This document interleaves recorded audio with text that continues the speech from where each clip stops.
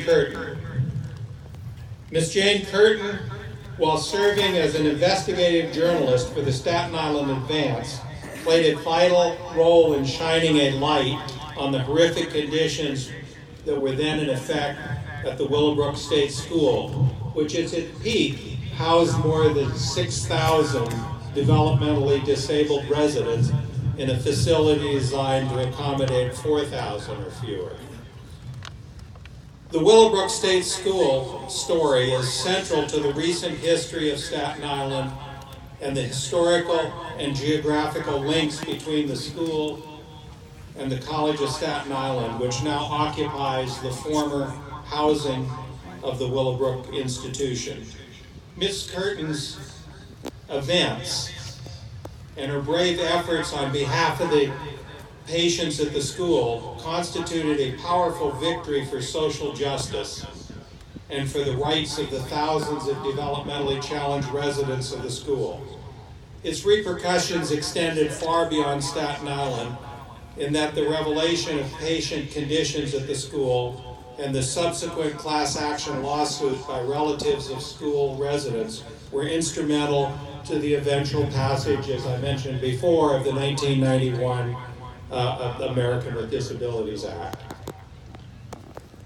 Ms. Kurtin left her journalism career shortly after the Willowbrok stories were published and enjoyed successful careers on Staten Island as a restaurateur and later in real estate.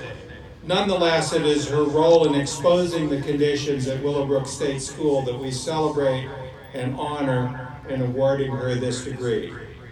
In recognition of her passionate commitment to the dignity and rights of the developmentally disabled, the faculty of the College of Staten Island of the City University of New York awards Jane Kurtin the degree of Doctor of Humane Letters. And by virtue of the authority vested in me by law and on the recommendation of the faculty, in accordance with the action of the Board of Trustees of the City University of New York, I now confer upon Jane Kurtin the degree of Doctor of Humane Letters, with all of the rights, privileges, honors, and responsibility thereto pertaining. Yeah.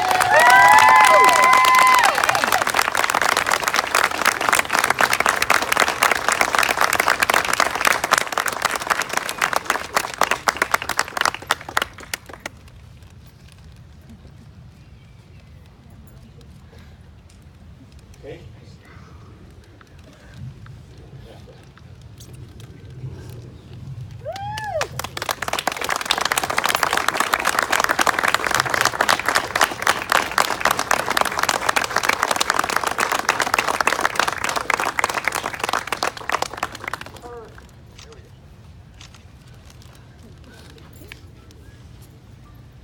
The microphone is yours. Thank you. My first speech as a doctor.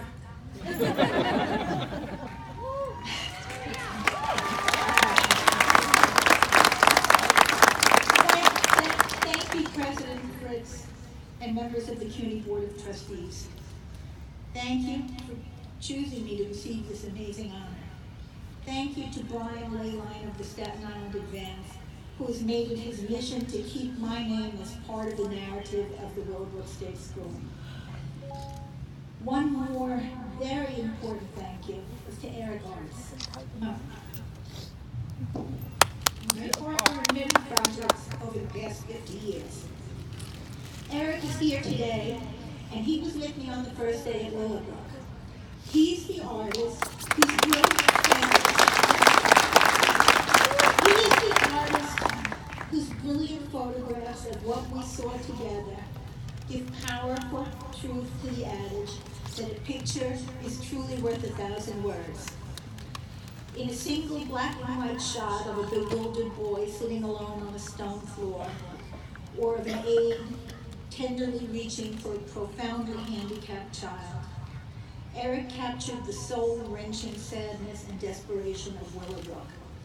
He took the story from the page to the heart in a literal blink of an eye. Eric,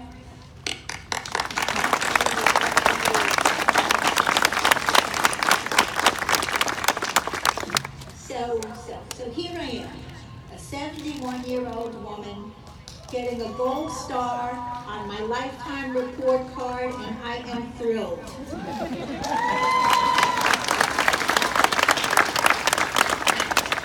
I'm a Stapleton girl. I'm the immigrant daughter of Holocaust survivors, and even at this age, I wish I could call my parents with the news. It would be, Mom, Dad, can you believe this? Are you proud of me? And they would be. I was very young when I went to the advance looking for a job. Back then, in what was the glory days, the days when I had no idea what I didn't know, I didn't consider my total lack of credentials as an obstacle to doing what I wanted to do.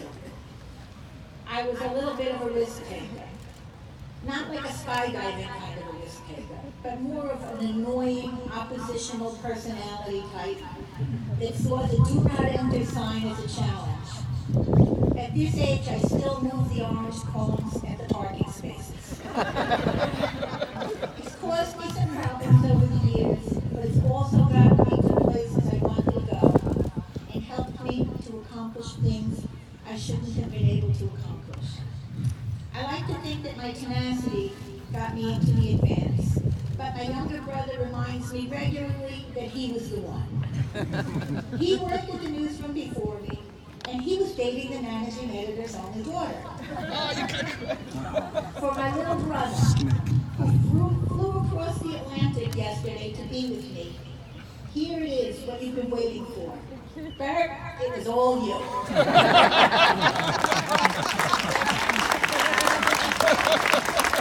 Hey, Dr. Pitch.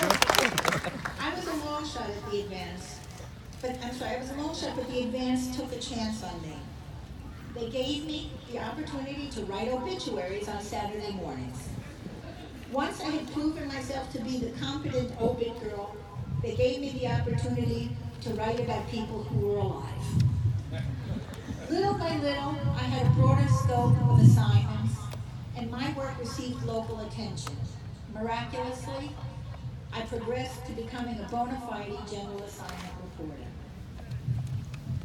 When these College of Staten Island grounds were the home of Willowbrok State School, the residents were not referred to as challenged or special or developmentally disabled.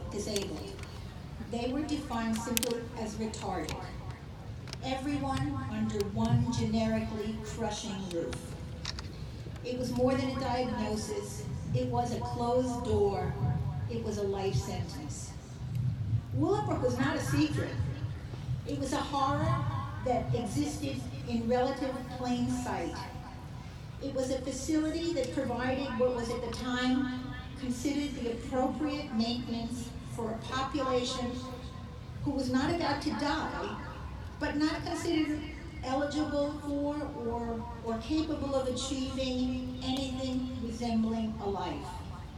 There is plenty of retroactive social shame and blame to go around. I wrote about Willowbrok, but I did not discover Willowbrok. I didn't have to climb over walls to get inside. I was escorted into Building B by several social workers whose names I'd long forgotten. They were passionate young people of conscience who reached out to me personally because they'd read other things I'd written and trusted that I could tell the story and would tell the story that they knew should be told. What I saw, what I heard, what I smelled shook me to the bone. It was a scene so tragic and so overwhelming that the first impulse was to turn away. The scale and the complexity of Willowbrok, I'm sure, were part of the reason that it existed as it did for as long as it did. It was too much, too big, too awful to deconstruct. Through my stories and Eric's photographs, we were able to capture and to convey the grotesque injustice of the warehousing of human beings. The articles in the advance gained momentum, and suddenly there was a collective crisis of conscience that extended beyond Willowbrok and beyond Staten Island. Our work made people uncomfortable. They were uncomfortable with the status quo and the existing standard of housing and care of the developmentally disabled became morally, socially, and politically untenable. It's my privilege, and it's my lifetime achievement to have contributed to the beginning of the end of Willowbrooks everywhere.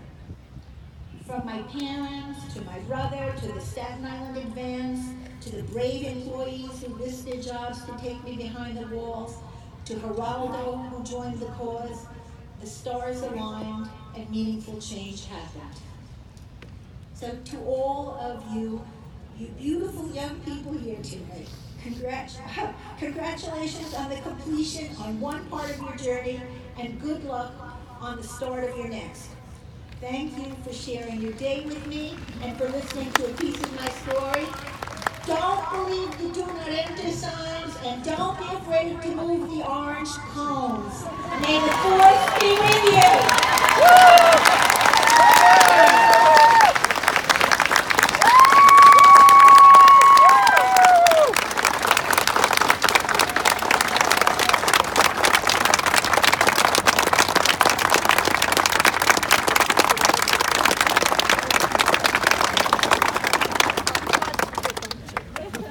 Thank you, Dr. Kurtin, for your inspiring words. So it's now my pleasure to recognize the recipients of the President's Medal, which acknowledge long-term friends and support of the college. We present those awards at our gala in December, but